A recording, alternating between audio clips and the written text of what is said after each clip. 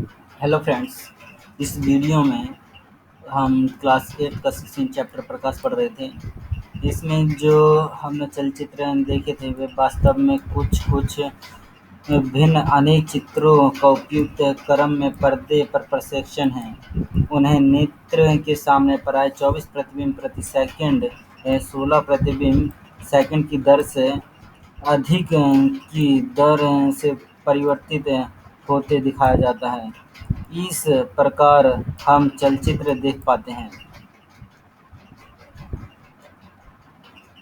नेत्रों को बाहरी वस्तु के प्रवेश से सुरक्षा देने के लिए प्रकृति ने पलकें प्रदान की हैं।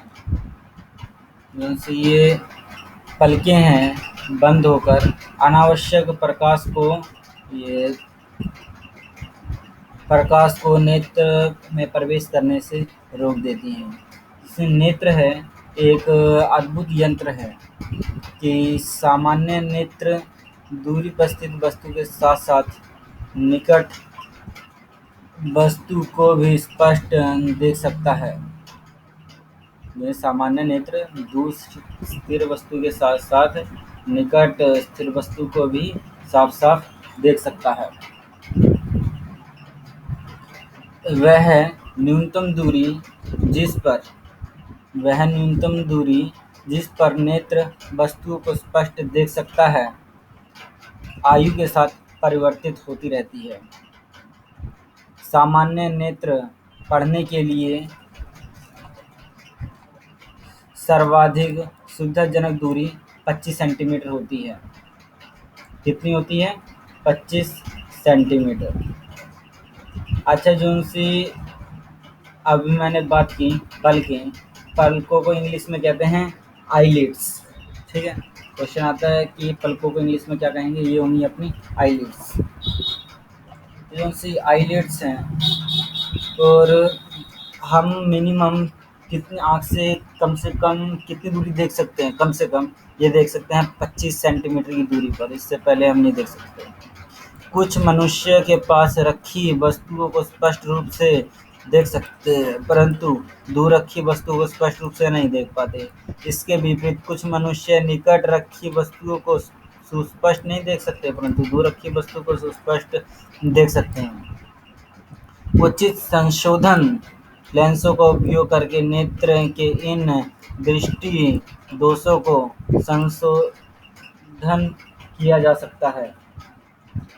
तो जो से ये है अपने आँख के डिफेक्ट हैं, इन्हें हम करेक्ट कर सकते हैं। ठीक है, तो कभी कभी विशेष रूप से वृद्धावस्था में नेत्र दृष्टि धुंधली हो जाती है। आप particularly in old age eyesight becomes foggy. यह नेत्र लेंस के धुंधले हो जाने के कारण होती है।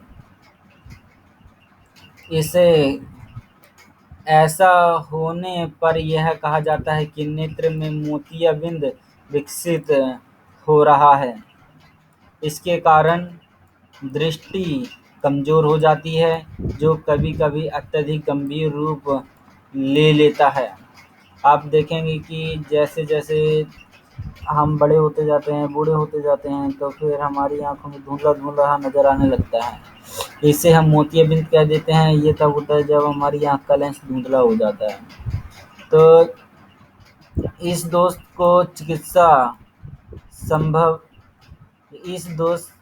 की चिकित्सा संभव है। इसका इलाज है मतलब अपारदर्शी लेंस को हटाकर नया कृत्रिम लेंस लगा दिया जाता है। आधुनिक प्रौद्योगिकी ने इस प्रक्रिया को और सरल एवं सुरक्षित बना दिया है। तो जो सा हमारा धुंधला लेंस था उसे हटा के हम नया लेंस लगा देते हैं। नेत्रों की देखभाल। यह आवश्यक है कि आप अपने नेत्रों को उचित देखभाल करें।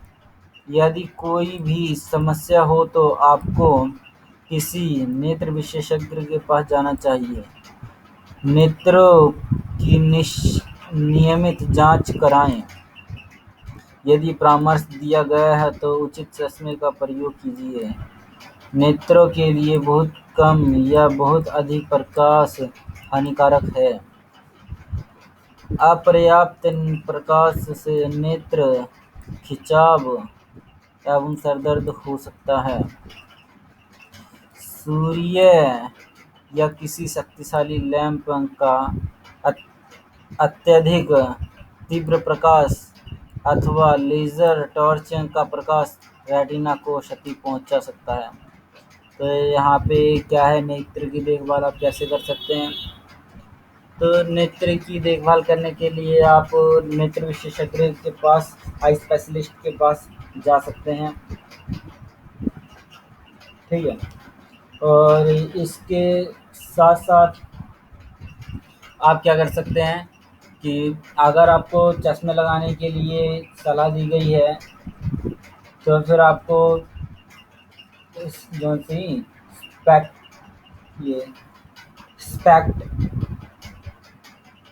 स्पेक्टेकल्स लगा लेने चाहिए अगर आपको सलाह दी गई है। नेत्रों के लिए बहुत कम और बहुत अधिक प्रकाश हानिकारक होता है, ठीक है। तो फिर अगर पूरा प्रकाश नहीं मिल रहा है, ठीक से नहीं मिल रहा है, तो फिर हमारा सर दर्द हो सकता है, आंखों में खिंचाव हो सकता है और ज़्यादा प्रकाश से हमारी आंखों में हानिकारक हो सकता है, जैसे कि लेज़र या टॉर्च का प्रकाश रेटिना को ये क्षति पहुंचा सकता है। अच्छा, क्या आप जानते हैं कि जंतुओं के नेत्र विभिन्न आकृति के होते हैं, जैसे कि केकड़े के नेत्र बहुत छोटे होते हैं, परंतु इसके द्वारा केकड़े चारों ओर देख सकते हैं। यदि शत्रु पीछे की ओर आता है तब भी उसे पता लग जाता है। तितली के बड़े नेत्र होते हैं जो कि सहर्षों छोटे नेत्रों से मिलकर बने होते हैं, जैसे कि चित्र इसमें दिखाया हुआ। यह केवल सामने अथवा पार्श्व में ही नहीं बल्कि पीछे का भी देख सकती है। उल्लू रात में भली भांति देख सकते हैं परंतु दिन में नहीं देख पाता। इसके विपरीत दिन के प्रकाश में सक्रिय पक्षी जैसे चील, गरुड़ दिन में अच्छी प्रकार देख सकते हैं लेकिन रात में नहीं देख पाते। उल्लू के नेत्र में बड़ा कॉर्निया तथा बड़ी पुतली, बड़ा कॉर्निया और बड़ी पुतली होती है ताकि नेत्र में अधिक प्रकाश प्रवेश कर सके। इसी के साथ साथ इसके रेटिना में बड़ी संख्या में शलाकाएं, मतलब कि सिलेंडर की फॉर्म की तंत्रिका कोशिका होती हैं, जो कि शलाकाओं में कौन सा, ब्लैक एंड वाइट कलर, और जो सी कोन में, शंकु में ये कलर वाले रंगीन कलर के लिए सेंसिटिव होती हैं और ये ब्लैक एंड वाइट कलर के लिए सेंसिटिव होती हैं अंधेरे के लिए। तो यानी कि बड़ी मात्रा में इसमें शलाकाएं होती हैं, सिलेंड्रिकल रोड होती हैं, ठीक है, तथा केवल कुछ शंकु होते हैं। इसके विपरीत दिन में पक्षियों के नेत्रों में शंकु अधिक होते हैं, मतलब कलर वाले ज़्यादा होती हैं और शलाकाएं कम होती हैं। सूर्य या किसी शक्तिशाली प्रकाश स्रोत को कभी भी सीधा मत देखिए। अपने नेत्रों को कभी मत रगड़िए। यदि आपके नेत्र में कुछ धूल कण गिर जाए तो नेत्र को स्वच्छ जल से धोइए। यदि कोई सुविधा न हो तो डॉक्टर के पास जाइए। पठन सामग्री को सदैव दृष्टि की सामान्य दूरी पर रखकर पढ़िए। अपनी पुस्तक को नेत्र से बहुत समीप लाकर अथवा उसे नेत्र से बहुत दूर ले जाकर मत पढ़िए। कक्षा 6 में आपने संतुलित आहार के बारे में सीखा था। यदि भोजन में किसी अवयव का अभाव है तो इससे नेत्रों को क्षति हो सकती है। भोजन में विटामिन ए का अभाव नेत्र के अनेक रोगों के लिए उत्तरदायी है। इसमें सबसे अधिक सामान्य रोग रतौंधी का तो नाम आपने सुना ही होगा। सबसे सामान्य रोग इसमें कौन सा है? रतौंधी, जिसे हम इंग्लिश में नाइट ब्लाइंडनेस कहते हैं, वो है, जो कि विटामिन ए की कमी से हो जाता है। इसीलिए हमें अपने आहार में विटामिन ए युक्त अवयवों को सम्मिलित करना चाहिए। कच्ची गाजर, फूल गोभी, हरी सब्जियां जैसे पालक तथा कोल्ड लीवर तेल में विटामिन ए की प्रचुर मात्रा पाई जाती है। अंडे, दूध, दही, पनीर, मक्खन एवं फल जैसे कि आम तथा पपीता वे विटामिन ए से भरपूर होते हैं। इनका भी हमें सेवन करना चाहिए। कौन कौन से? ये अंडे, दूध, दही, पनीर, मक्खन, जब फलों में जैसे कि आम हो गया, पपीता हो गया, पीले फल मतलब में विटामिन ए भरपूर होता है, उन्हें खानी चाहिए। हरी सब्जियां, फूल गोभी, गाजर, इनमें खाओ, विटामिन ए ज़्यादा होते हैं। अच्छा, चाक्षु विकृति वाले व्यक्ति पढ़ लिख सकते हैं। यह visually impaired person can read and right, मतलब कि जो देख नहीं पाते बंदे, क्या वो पढ़ सकते हैं या लिख सकते हैं। कुछ व्यक्ति जिनमें बच्चे भी सम्मिलित हैं चाक्षुषी यानी दृष्टि संबंधी अक्षमता से पीड़ित होते हैं। उनकी वस्तुओं को देखने के लिए सीमित दृष्टि होती है। कुछ व्यक्ति जन्म से ही बिल्कुल नहीं देख पाते। कुछ व्यक्ति किसी बीमारी या उसकी चोट के कारण अपनी दृष्टि खो देते हैं। तो ऐसे व्यक्ति स्पर्श के द्वारा अथवा ध्वनियों को ध्यानपूर्वक सुनकर वस्तुओं को पहचान करने में प्रयत्न करते हैं। वे अपनी दूसरी ज्ञानेंद्रियों को अधिक विकसित कर लेते हैं, तथापि अतिरिक्त संसाधन उनकी अपनी क्षमताओं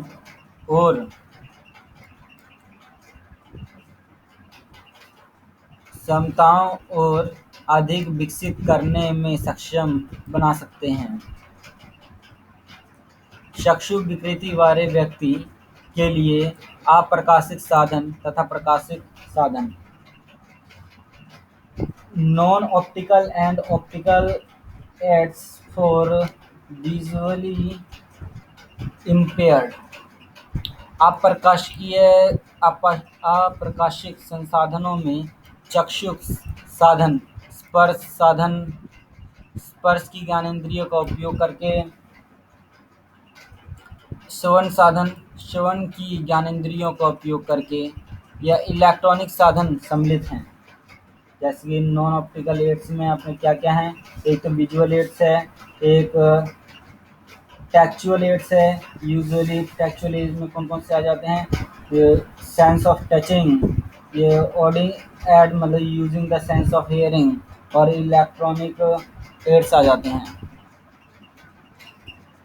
चक्षु साधन शब्द को आवर्धित कर सकते हैं।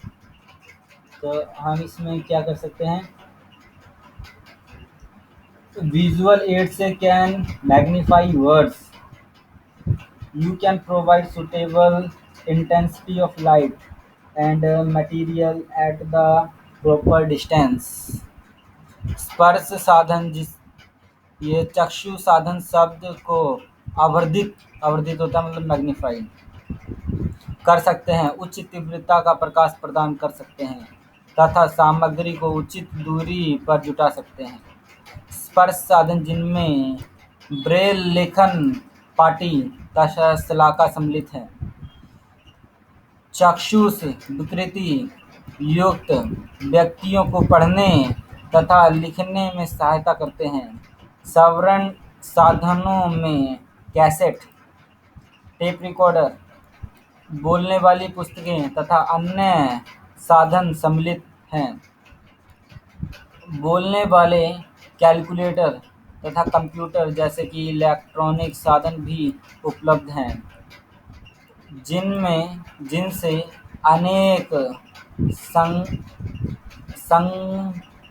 संगणना कार्य किए जा सकते हैं। बंद परिपथ टेलीविज़न भी एक इलेक्ट्रॉनिक साधन है, जो मुद्रित सामग्री को उचित विपर्यास यानी कि कंट्रास्ट तथा प्रदीप्ति के साथ आवर्धित करता है। आजकल स्वर्ण सीडी कंप्यूटरों के साथ वाक्यंत्र भी अवांछित विषय को सुनने तथा लिखने में अत्यधिक सहायक हैं।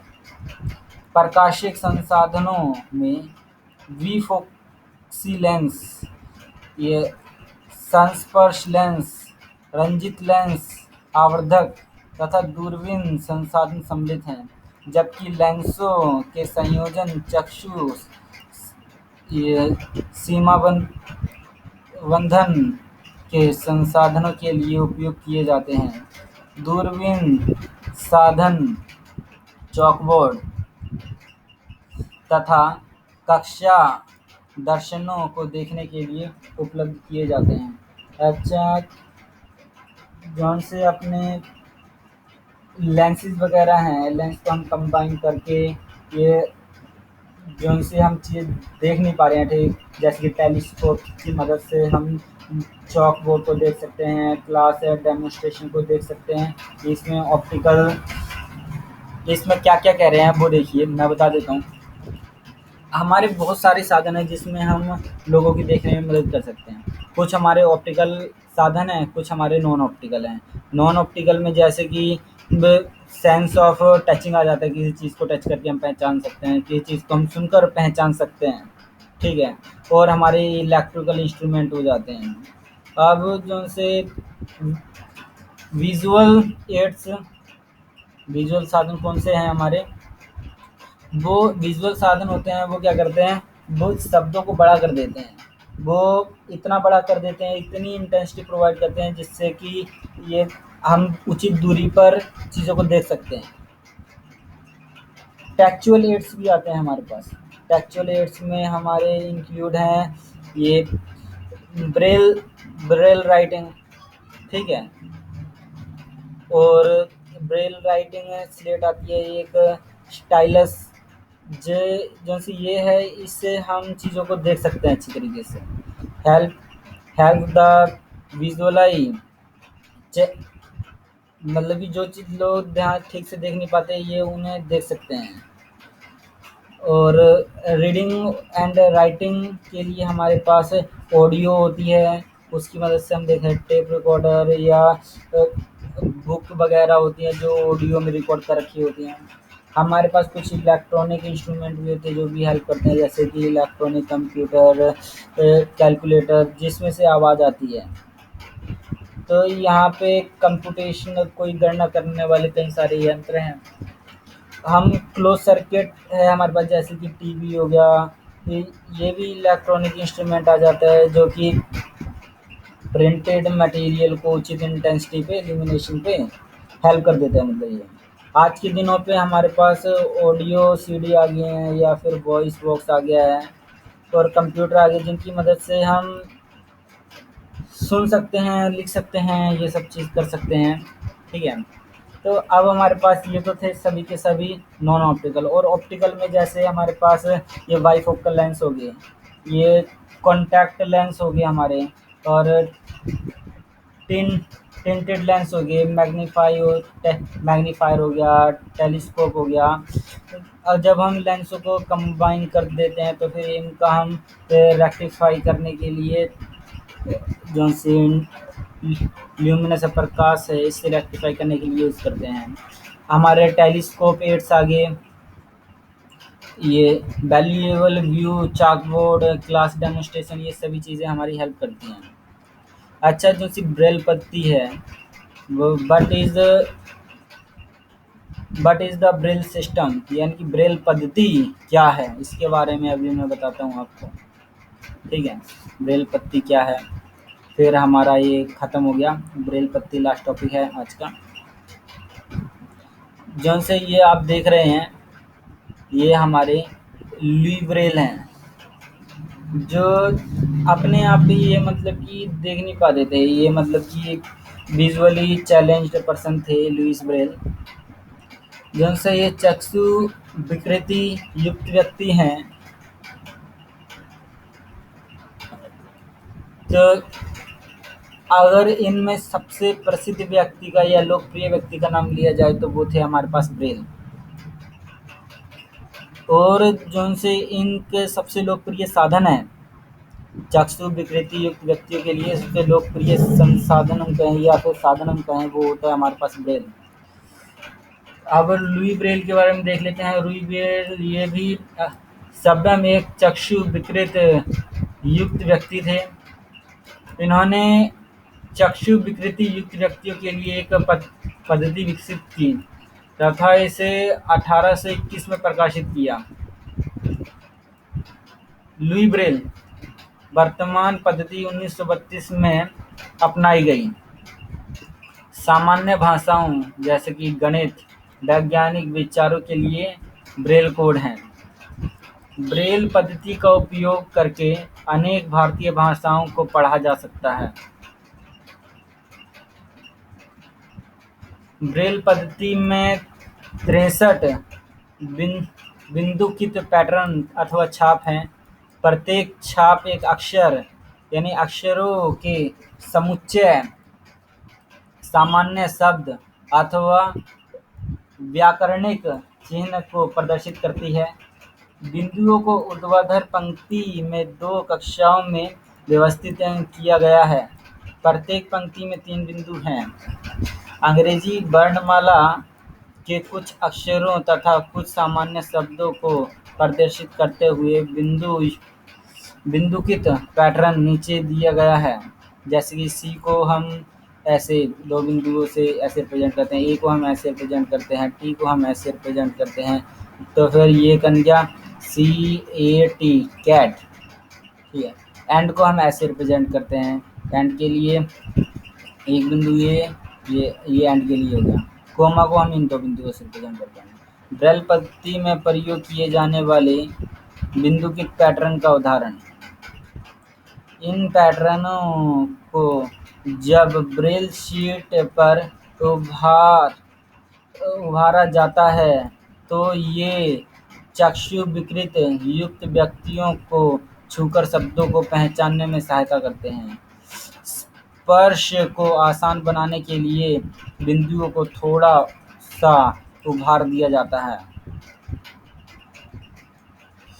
चक्षु विकृति युक्त व्यक्ति ब्रेल पद्धति को अक्षरों से सिखाना प्रारंभ करता है। इसके पश्चात विशेष छापों या अक्षरों के संयोजन को पहचानता है। सीखने की विधियां स्पर्श से पहचान करने पर निर्भर करती हैं।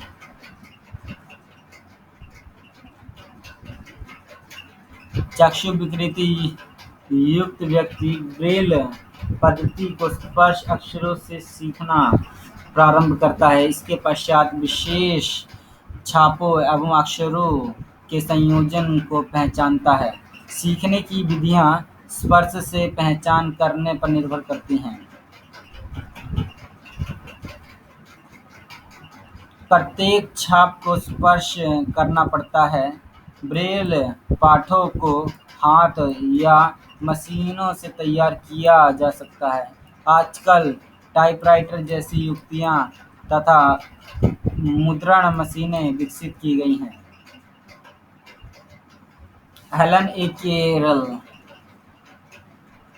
कुछ चक्षु विकृत युक्त महिलाओं भारतीयों को महान उपलब्धियां प्राप्त करने का श्रेय है। दिवाकर नामक एक प्रतिभा संपन्न बालक ने गायक के रूप में आश्चर्यजनक प्रदर्शन किए हैं। दिवाकर ने जन्म से पूर्णतया चक्षु विकृति युक्त श्री रविंद्र जैन ने इलाहाबाद से अपनी संगीत प्रतिभा संगीत प्रतिभा की एक उपलब्धि प्राप्त की। उन्होंने एक गीतकार, संगीतकार तथा गायक के रूप में अपनी श्रेष्ठता को दर्शाया है। श्री लाल आडवाणी, जो सभ्यम चक्षु विकृत युक्त हैं, ने भारत में विकलांगों के पुनर्वास तथा विशिष्ट शिक्षा के लिए एक संस्था की स्थापना की। इसके अतिरिक्त उन्होंने यूनेस्को में ब्रेल समस्याओं पर भारत का प्रतिनिधित्व किया। अमेरिका की एक लेखिका एवं प्राध्यापिका हेलन ए.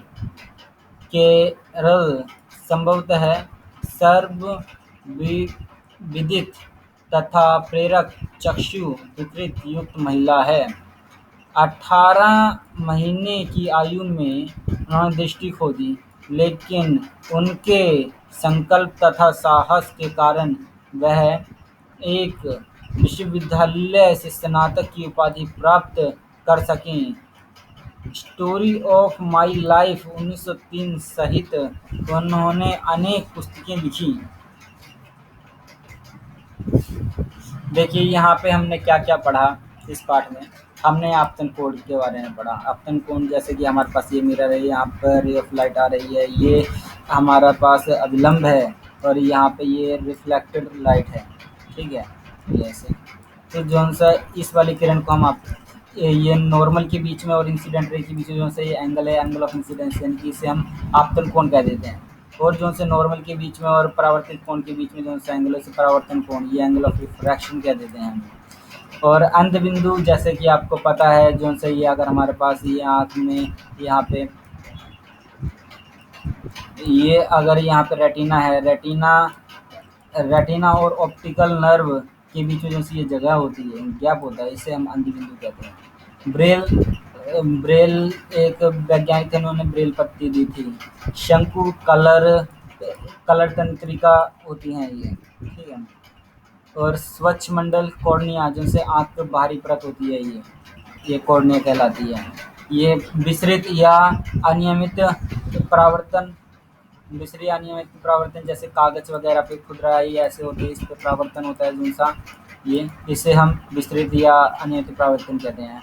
आपतित किरण, जौन सी किरण आ रही है इंसिडेंट रे को आपतित किरण कहते हैं। और परितंत्रिका यानी कि आइरिस, जौन से ये यहाँ पे ये लगा होता है, जौन से हमारी आँख का जो रंग देखते हो आप, कई बार नील हरा होता है, काला होता है, ये सब आइरिस के ऊपर डिपेंड करता है, आइरिस किरण के कारण ही होता है, ठीक है। और बहुमूर्तिदर्शी क्लाइडोस्कोप का यूज़ डिज़ाइन वगैरह पता करने के लिए करते हैं हम, नए डिज़ाइन को।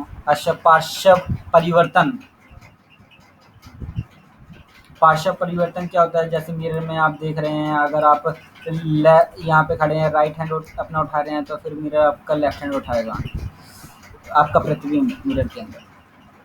परावर्तन के अपने 2 नियम थे कि फिर angle of incidence equal to angle of reflection, और ये इंसिडेंट रे, रिफ्लेक्टेड रे और ये बिंदु है, तीनों के तीनों एक ही तल में लाई करेंगे। पुतली, जो से आइरिस के बीच में जो से ये देख रहे हैं, ये पुतली कह देते हैं इसे।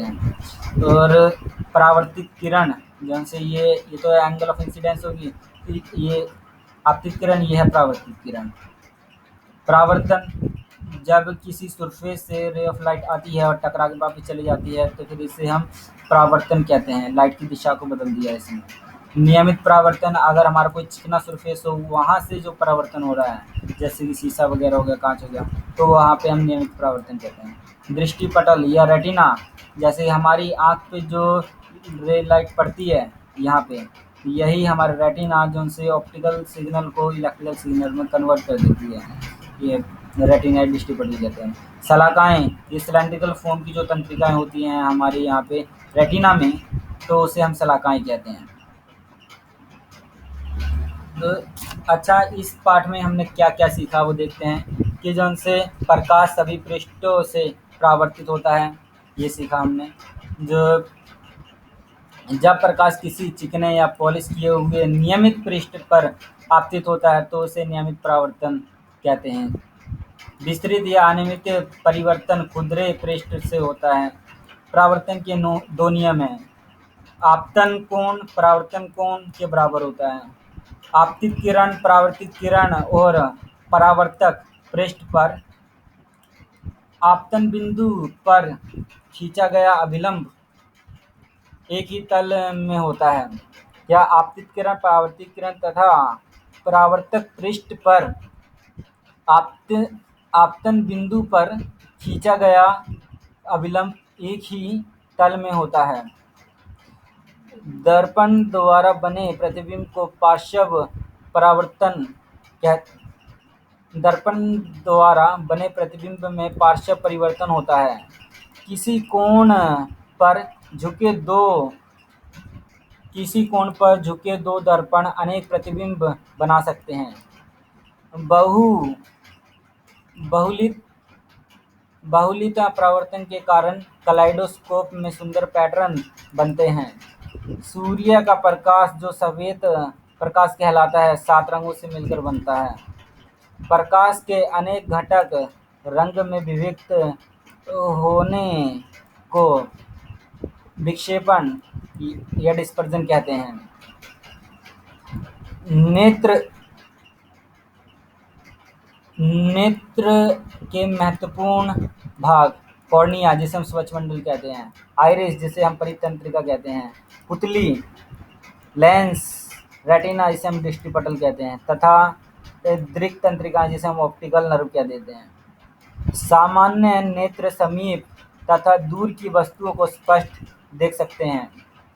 ब्रेल पद्धति का उपयोग करके चक्षु विकृत युक्त व्यक्ति पढ़ तथा लिख सकते हैं।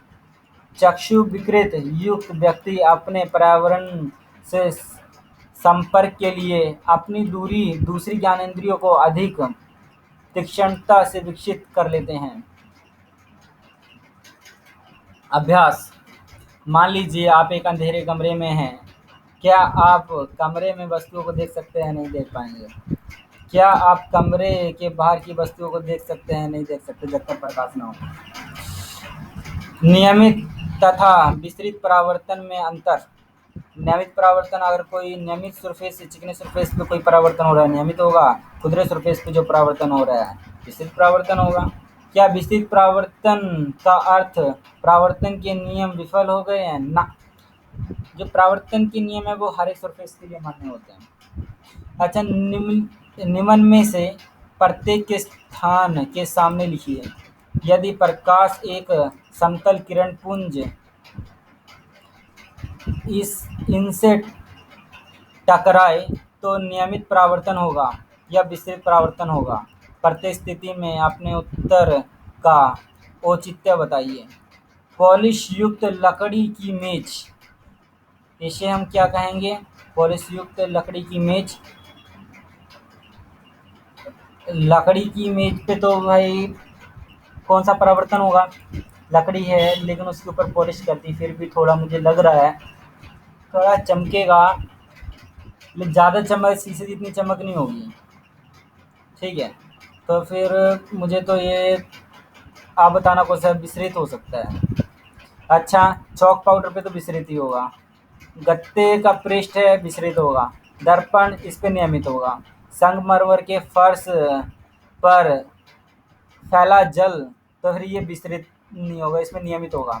कागज का टुकड़ा विस्तृत होगा। अच्छा, पॉलिश की हुई लकड़ी का ये मुझे लग रहा है कि जैसे चमकेगा तो फिर नियमित लग रहा है। आप बताना कौन सा होगा। परावर्तन के नियम। परावर्तन के दो नियम हैं कि angle of incidence angle of refraction के बराबर होगा और इंसिडेंट रे, रिफ्लेक्टेड रे और नॉर्मल, ये तीनों की तीनों एक ही पॉइंट में लाई करेंगे, एक ही तल में लाई करेंगे। यह दर्शाने के लिए कि आपतित किरण, परावर्तित किरण और आपतन बिंदु पर अभिलंब एक ही तल में होते हैं। एक क्रियाकलाप कीजिए। नीचे दिए गए रिक्त स्थानों की पूर्ति कीजिए। एक समतल दर्पण के सामने 1 मीटर दूर खड़े एक समतल दर्पण के सामने 1 मीटर दूर खड़ा व्यक्ति अपने प्रतिबिंब से कितने मीटर की दूरी पर दिखाई देगा? एक समतल दर्पण से 1 मीटर की दूरी पर खड़ा एक व्यक्ति अपने प्रतिबिंब से 2 मीटर पर दिखाई देगा। यदि किसी समतल दर्पण के सामने खड़े होकर आप अपना दाएं हाथ अपने कान को छुए तो दर्पण में ऐसा लगता है कि आपका दायां कान डैश हाथ ने छुआ है। देखिए, अगर समतल दर्पण के सामने आप खड़े होकर अपने दाएं हाथ से अपना बायां कान छू रहे हैं तो फिर दर्पण में ऐसा लगेगा कि आपका दायां कान आपका बायां हाथ, ठीक है, आपका बायां हाथ छू गया है। जब आप मंद प्रकाश में देखते हैं तो आपकी पुतली का साइज बड़ा हो जाता है। रात्रि पक्षियों के नेत्रों में शलाकाओं की संख्या अपेक्षाकृत शंकु की संख्या से अधिक होती है। अच्छा, आपतन कोण परावर्तन कोण के बराबर होता है? सदैव होता है। अच्छा, समतल दर्पण द्वारा बनाया गया प्रतिबिंब कैसा होता है? आभासी होता है, ठीक है।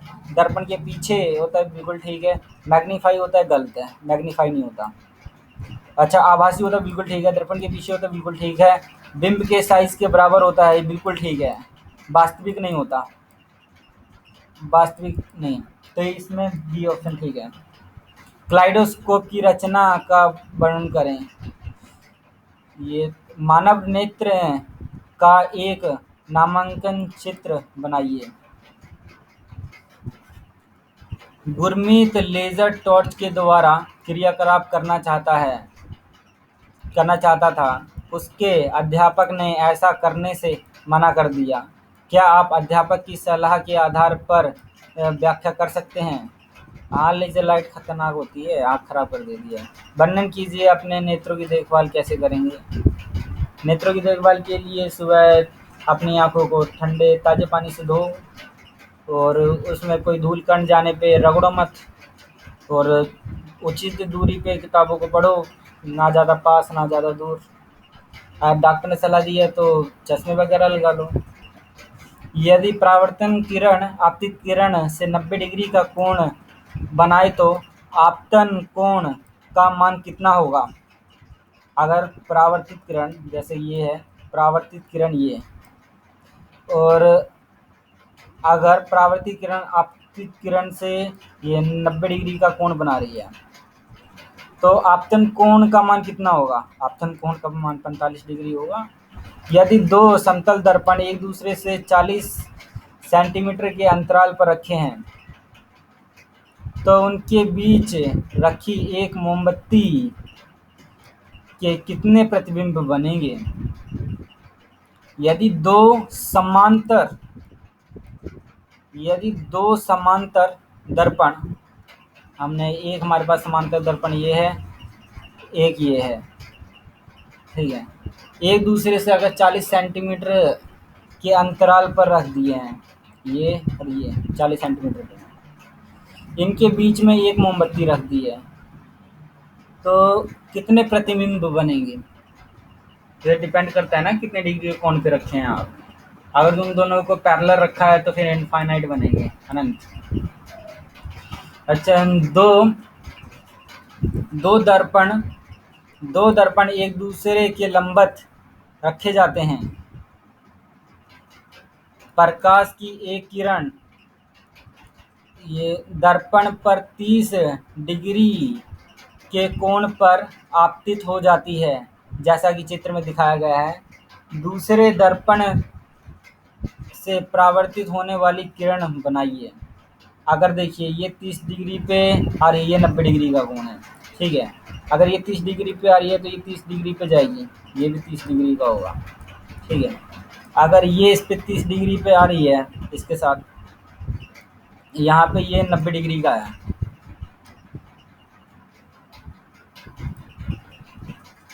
ये यहाँ से अगर हम इसके ऊपर गिराते हैं ये कोण, ये 90 डिग्री का है और ये हमारे पास 30 डिग्री का है, तो ये कितना होगा, तीनों का सम होता है 180। ये 90 का हमने निकाल दिया और ये कितने का होगा, ये फिर हमारा 60 डिग्री का हो जाएगा। ठीक है, ये दूसरे दर्पण से परावर्तित होने वाली परावर्तित किरण बनाइए। परावर्तित किरण ये होगी, ये 60 डिग्री का कोण बनाएगी इसके साथ। ठीक है, परावर्तित किरण चित्र 16.20 में दर्शाए अनुसार बूझो एक समतल दर्पण के ठीक सामने पार्श्व से कुछ हटकर एक किनारे एक पर खड़ा होता है। क्या वह स्वयं को दर्पण में देख सकता है या वह पी क्यू आर पर स्थित बिंदुओं के प्रतिबिंब को देख सकता है। जौन से ये चित्र देख रहे हैं इसमें ये बूझो एक ए पे खड़ा हुआ है, यहाँ पे ये मतलब कि कुछ इस पे नहीं है, कुछ हटके देख रहा है। तो अच्छा बताना है कि क्या वह शब्दों को दर्पण में देख पाएगा, क्या वह पी क्यू आर की स्थितियों पर बिंदुओं को भी देख सकता है, क्या वह इसे देख सकता है, क्या वह इसे देख सकता है, क्या वह इसे देख सकता है, आपको बताना है।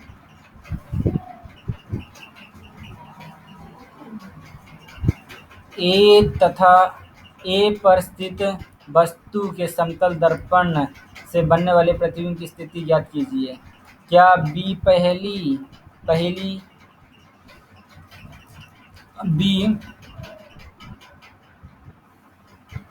ए पर स्थित वस्तु के समतल दर्पण द्वारा बने प्रतिबिंब की स्थिति ज्ञात कीजिए। अच्छा, क्या स्थिति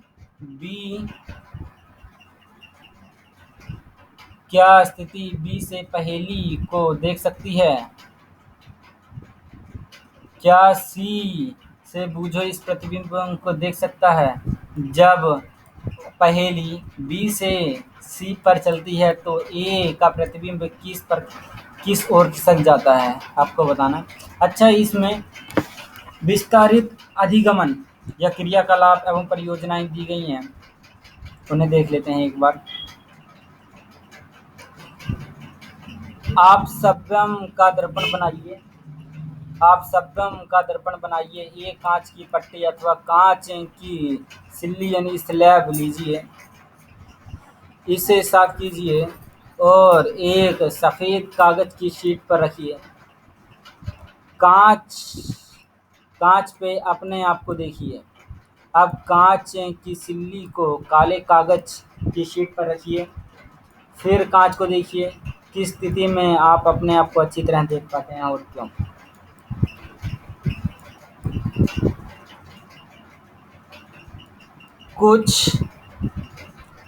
कुछ चक्षु विकृत युक्त विद्यार्थियों से मित्रता कीजिए। उनसे पूछिए कि वे किस प्रकार पढ़ते या लिखते हैं। यह भी ज्ञात कीजिए कि वे वस्तुओं, बाधाओं और मुद्राओं के विभिन्न नोटों को कैसे पहचानते हैं। किसी नेत्र विशेषज्ञ से मिलिए। अपनी दृष्टि क्षमता की जांच कराइए। अपने मित्रों की देखभाल के बारे में विचार विमर्श कीजिए। अपने पास पड़ोस का सर्वेक्षण कीजिए। ज्ञात कीजिए कि 12 वर्ष से कम आयु के कितने बच्चे चश्मा लगाते हैं।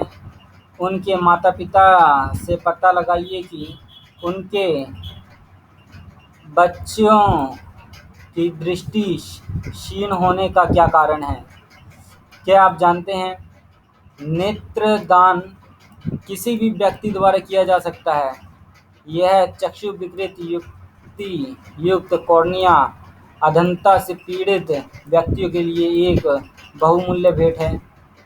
नेत्रदान करने वाला व्यक्ति किसी भी लिंग का हो सकता है, स्त्री अथवा पुरुष, किसी भी आयु का हो सकता है, किसी भी सामाजिक स्तर का हो सकता है, चश्मा पहनने वाला हो सकता है, किसी भी सामान्य बीमारी से पीड़ित हो सकता है। लेकिन एड्स नहीं होनी चाहिए, हेपेटाइटिस बी या सी नहीं होनी चाहिए, जलभाती यानी कि रेबिस, जलभीति, रेबिस को कुत्ता काट लेता है ना तब हो जाता है, रेबिस नहीं होना चाहिए, ल्यूकीमिया नहीं होना चाहिए, लिम्फोमा नहीं होना चाहिए, धनु धनुस्तंभा यानी कि टेटनस नहीं होना चाहिए, लोहा वगैरह लग जाता है जब टेटनस हो जाता है, हैजा नहीं होना चाहिए, मस्तिष्क शोध यानी कि एनसीफेलिटिस से पीड़ित व्यक्ति नेत्रदान नहीं कर सकते। नेत्रदान मृत्यु के 4 से 6 घंटे के अंदर किसी भी स्थान पर, घर पे, किसी स्थान पे या अस्पताल में किया जा सकता है। जो व्यक्ति नेत्रदान करना चाहता है उसे अपने जीवन काल में ही किसी पंजीकृत नेत्र बैंक के पास प्रतिज्ञा लेकर अपने नेत्र धरोहर रखने होते हैं। आपने इस प्रतिज्ञा के बारे में अपने निकट संबंधियों को भी सूचित करना चाहिए, जिससे उनकी मृत्यु के पश्चात आवश्यक कार्यवाही की जा सके। आप एक ब्रेल किट भी दान दे सकते हैं। इस वीडियो में इतना ही, आगे देखिए।